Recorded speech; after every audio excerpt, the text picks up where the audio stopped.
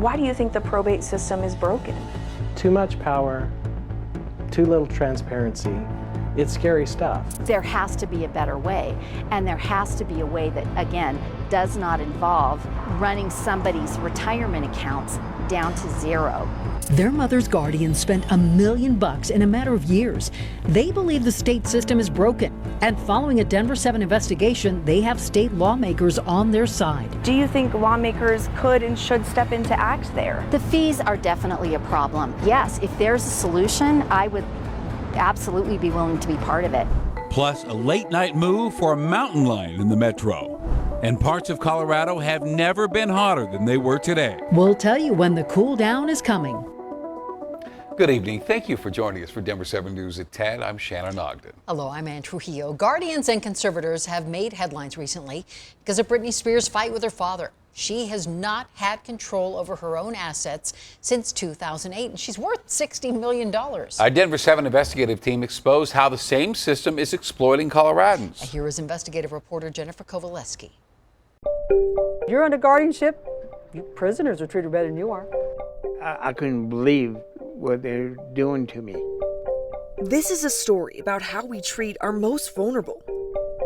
My mom got kidnapped in the middle of the night. Colorado families losing everything. She's locked into a facility, so we call it a window prison. Within 2 years, all the money was gone. How many families are we talking about? Right now, I've talked to over 160 families in Colorado. A deeper look inside what many call a flawed guardianship system. Having their lives ruined emotionally and financially by the probate system because it has insufficient checks and balances. The system is complicit. Former Colorado lawmaker Laura Woods tried to help fix the guardianship system 5 years ago. If the state legislature can't shut them down, I don't know who can. And that's what we were trying to do. There has to be a better way. Current State Representative Kim Ransom was also a part of the bill. Legislation that would have given basic rights to those under guardianship. Access to a phone, mail, and visits from family. But the bill died in the House. I was very grateful when I saw your report because it actually pointed out that there really was a problem that existed at the time and continues to exist now. On top of having very few rights, Denver7 Investigates uncovered how guardians and conservators are draining estates in Colorado with little oversight. How much money from her estate has been liquidated at this point? About $1 million, $1.5 million. When a probate court finds an adult mentally unfit, a judge can place them under guardianship. The guardian is then responsible for making all their medical, financial, and legal decisions. It also often means isolating the elderly from their family. She has no phone in case there's an emergency, no access to the outside world. We first told you the story of twin brothers David and Greg Wells. Her golden years have been turned into a nightmare. The probate court placed their 80-year-old mother, Sharon Wells, under guardianship.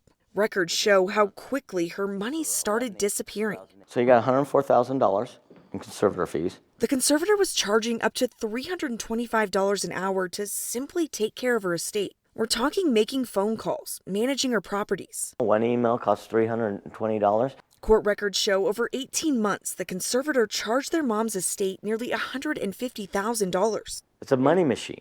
To hear it over and over and over again consistently shows that there's a problem. Chris FORSYTH is a Colorado attorney. Judges aren't reviewing the fees.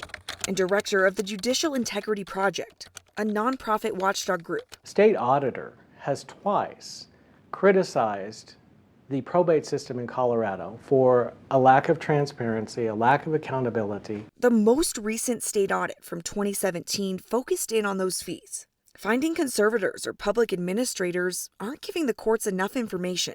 At the same time, it found the courts aren't keeping a close enough watch. Why do you think lawmakers have failed to act? Because of the powerful lobby within the Colorado Bar Association, the probate lawyers that are serving as these public administrators. It's not a fair fight at the Capitol. The Colorado Bar Association claims it has done a lot of work in this area and wants to make sure legislation isn't one-sided.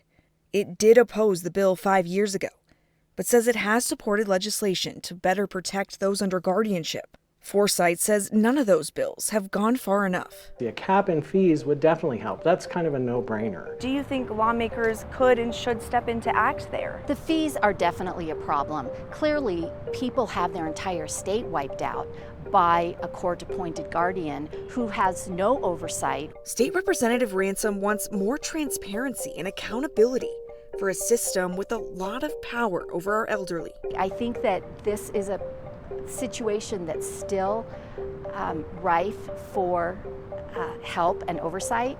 And yes, if there's a solution, I would absolutely be willing to be part of it. We reached out to the Attorney General's office. A spokesperson says that the AG doesn't have jurisdiction here. And this is something lawmakers will have to step in and fix. We will stay on top of this. I'm Denver7 investigative reporter Jennifer Kowaleski. All right, let's talk weather now. Denver avoided triple-digit heat today. Grand Junction did not. They really did not. It was 107 there today. That's the hottest temperature ever recorded in Grand Junction. Still a few degrees shy of the all-time Colorado high of 115 set just 2 years ago near Lamar down in southeastern Colorado. Right, Mike Nelson is joining us now, and the high heat is probably past us for now, Mike? It has for a few days. We're going to get a break. Been a couple of thunderstorms around the metro area tonight. You might have seen a little bit of lightning out there. There's heavier activity off to the east of us. A severe thunderstorm watch continues out in extreme eastern Colorado. Had a few warnings out that way. Across the region, we have a cold front that's pushing southward now. A lot of severe weather out in advance of it, but behind that front will come some cooler air. Now, we mentioned the 107 today at Grand Junction. Moab was 109, Las Vegas 116, Phoenix 112, but only 87 up at Rapid City, and it's that cooler air that is coming our way. So headlines as we head into the All-Star Game weekend, a cold front moving in. The weekend highs will be in the 80s. Mostly sunny, but a little hazy. Some western wildfire smoke will move in. And it looks like some good-looking weather all All-Star weekend long and right up to Tuesday with the All-Star Game. We'll break it down day by day coming up in the Super 7-Day. All right, we'll see you in a little bit. Thank you, Mike. Let this be a reminder. These two dogs were pulled out of a hot car by Wheat Ridge police officers today. Somebody saw the dogs, called 911, and the responding officer said inside the car it was 130 degrees. So every day, every 100-degree day, it can be dangerous if you're not prepared. Denver7's Addie Guajardo talked to an expert on staying cool.